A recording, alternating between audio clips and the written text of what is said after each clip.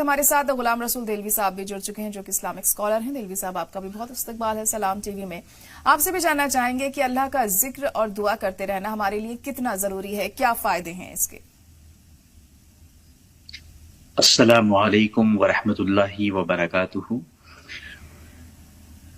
देखिए, दुआ और जिक्र ये दोनों लाजिम व मलजूम हैं, और हकीकत ये है, जैसा कि मुफ्ती साहब क़िबला ने बहुत ही खूबसूरत लफ्ज़ों में और साफ साफ अंदाज में बताया कि दुआ एक जिक्र भी है और जिक्र भी एक दुआ है।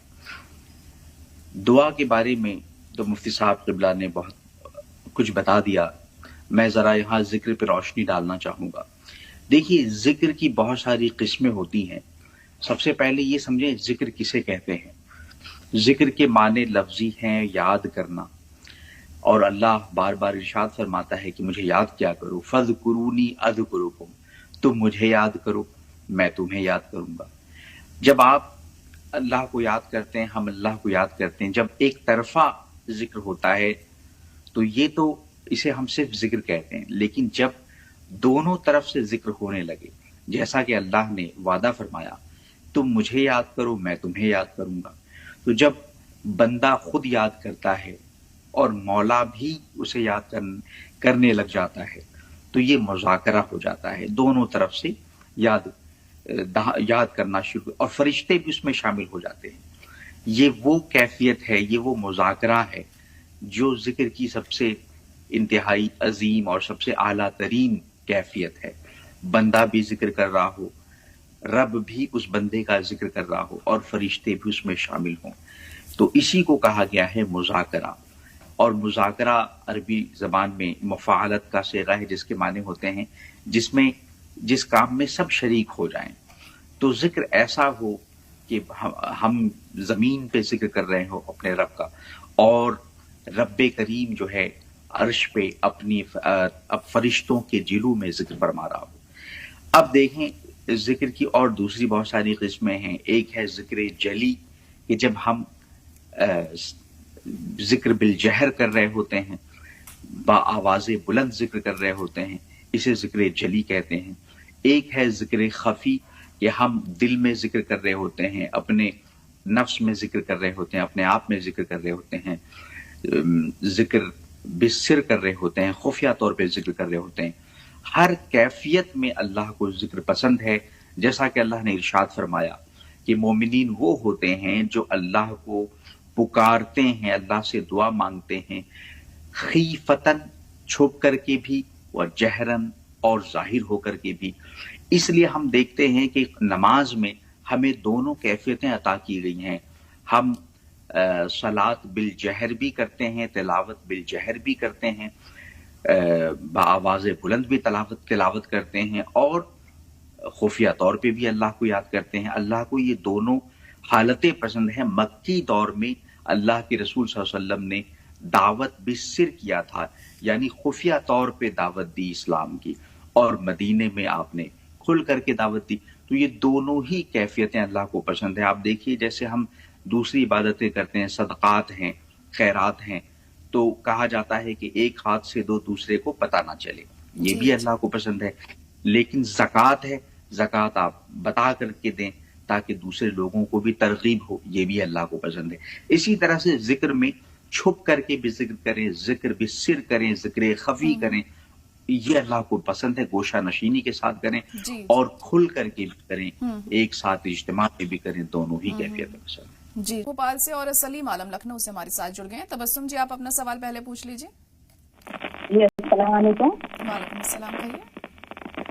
जी, मेरे दो सवाल है। मेरा पहला सवाल है कि जैसे अपन सबके पितर रहते हैं, तो हमने मतलब एक इंसान को मुकर्रर करा जो मतलब बेवा है, तो वो इंसान पर उस वक्त घर पे नहीं है, कहीं और है, तो हम उस मतलब किसी और को दे दिए तो वो हो जाएगा या फिर उसी को देना जरूरी है?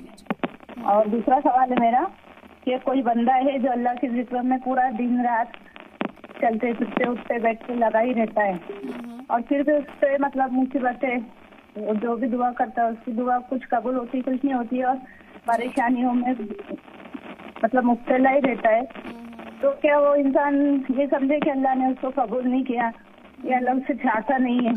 یہ اللہ اس سے ناراض ہے. مطلب کیا سمجھے وہ انسان کہ بھائی رات دن عبادت کرنے کے بعد میں اس کو وہ خوشی نہیں جو وہ خوشی کا اس طرف ہے, تو اللہ سے اس سے ناراض ہے. کیا ہے مطلب کیا سمجھے انسان اس چیز کو. ٹھیک ہے, سلیم عالم صاحب آپ بھی اپنا سوال پوچھ لیجیے. السلام علیکم. وعلیکم السلام, کہیے. سب سے پہلے آیت اللہ علی خان نائی کی شہادت کو سلام. ہم یہ کہہ رہے ہیں رمضان میں ہمارے لوگ عبادت بہت زیادہ کر رہے تھے, اس سب میں عبادتوں میں کمیاں کیوں آ رہی ہیں, کیا شیطان اتنا حاوی کیوں ہو رہا ہے؟ ٹھیک ہے, دلوی صاحب آپ جواب دے دیجیے ان کے سوالوں کا. آپ سمجھ پائے دونوں سوال؟ جی معاف کیجیے گا, مجھے آواز نہیں آ پائی. جی, تو پہلا سوال صدقے کے تعلق سے جو کالر تھی وہ پوچھ رہی تھی کہ صدقہ ہم اگر دیتے ہیں تو اسے ہی دینا چاہیے جس کو ہم دے رہے ہیں, یا پھر کسی کے ذریعے بھی ہم بھجوا سکتے ہیں. اور دوسرا سوال ان کا یہ تھا کہ بہت زیادہ پریشانیاں ہماری زندگی میں ہیں, عبادت کرنے کے باوجود بھی ہمیں وہ صلہ نہیں مل پا رہا ہے, تو کیا اس کو سمجھیں؟ دیکھیے, صدقے کے بارے میں مفتی صاحب بہتر بتائیں گے. حقیقت یہ ہے کہ دونوں ہی صورتیں جائز ہیں, آپ خود سے دے دیں یا کسی کے ذریعے بھجوا دیں. کہا تو یہ گیا ہے کہ صدقہ ایک ہاتھ سے دے دوسرے کو پتہ بھی نہ چلے, تو دونوں ہی کیفیتیں. اور جہاں تک دوسرا سوال ہے کہ ہم عبادتیں کر رہے ہیں اور اللہ کو خوب یاد کر رہے ہیں, ذکر کر رہے ہیں, دعائیں کر رہے ہیں, لیکن پریشانیاں نہیں جا رہی ہیں, ہمیں یاد رکھنا چاہیے کہ مانگنے کا سلیقہ تو آتا نہیں. لوگ کہتے ہیں کیوں مجھ کو ملتا نہیں. اللہ نے جب وعدہ فرما دیا ہے کہ میں ہر پکارنے والے کی پکار کو سنتا ہوں, فرمایا کہ مجھے یاد کرو میں سنتا ہوں, اجیب دعوت داعی, ہر پکارنے والے کی پکار کو, ہر دعا کرنے والے کی دعا کو سنتا ہوں, فاستجیبوا لی. تو اس کا مطلب یہ ہے کہیں نہ کہیں ہمارے مانگنے میں کمی واقع ہو گئی ہے, اور ہم وہ مانگ رہے ہیں جو ہمارے لیے بہتر نہیں ہے. قرآن کریم ارشاد فرماتا ہے کہ عسیٰ ان تکرہوا شیئا وہو خیر لکم. کئی بار ایسا ہوتا ہے, بسا اوقات ایسا ہوتا ہے کہ تم کوئی شے ناپسند کر رہے ہوتے ہو لیکن اسی میں تمہاری بھلائی ہوتی ہے. وعسیٰ ان تحبوا شیئا وہو شر لکم. اور کئی بار ایسا ہوتا ہے کوئی شے تم پسند کر رہے ہوتے ہو لیکن اس میں تمہارے لیے برائی ہوتی ہے, وہ تمہارے لیے شر ہوتی ہے وہ چیز. اس وجہ سے ہمیں اپنے مانگنے اور اپنے دعا کرنے کے بارے میں بڑی سنجیدگی سے سوچنا چاہیے کہ ہم صحیح چیز مانگ رہے ہیں کہ نہیں مانگ رہے ہیں, اور اگر وہ چیز ہمیں نہیں مل رہی ہے تو بھی اس میں اللہ کی طرف سے کوئی اس کی حکمت ہے, اللہ کی مشیت و مرضی ہے. حضرت بایزید بستامی اللہ کے جلیل القدر ولی گزرے ہیں, انہوں نے فرمایا میں نے مانگنا ہی چھوڑ دیا جب میں نے یہ یقین کر دیا کہ میرا مولا میری حالت کو مجھ سے بھی بہتر جانتا ہے, مجھے کیا چاہیے کیا نہیں چاہیے وہ زیادہ بہتر جانتا ہے. حضور شیخ عبد القادر جیلانی غوث پاک رضی اللہ عنہ ارشاد فرماتے ہیں لا تختر حالتا غیرہا. بندہ مومن کو چاہیے کہ جس حالت میں وہ ہے اس حالت سے دوسری حالت کو اللہ سے طلب نہ کرے. جس حالت میں اللہ نے رکھا ہے اسی حالت میں تسلیم و رضا کا آئینہ بن جائے. تسلیم و رضا کیا ہے؟ تسلیم و رضا یہ ہے کہ سرنڈر کر دیجئے اللہ کی ول کے سامنے, اللہ کی مرضی کے سامنے خود کو سرنڈر کر دیجئے. دیٹ کمپلیٹ سرنڈر, تسلیم و رضا دعا کی اور ذکر کی سب سے اعلیٰ ترین کیفیت کا نام ہے. اس سے پھر آپ کو جو ذہنی پریشانیاں ہیں وہ خود بخود دور ہو جائیں گی. آپ یہ سوچیں گے کہ میں تو جس حالت میں ہوں وہ تو اللہ نے مولا نے میرے لیے پسند فرمایا, میں کون ہوتا ہوں اسے بدلنے والا.